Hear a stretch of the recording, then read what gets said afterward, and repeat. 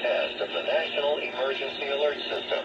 This system was developed by broadcast and cable operators in voluntary cooperation with the Federal Emergency Management Agency, the Federal Communications Commission, and local authorities to keep you informed in the event of an emergency.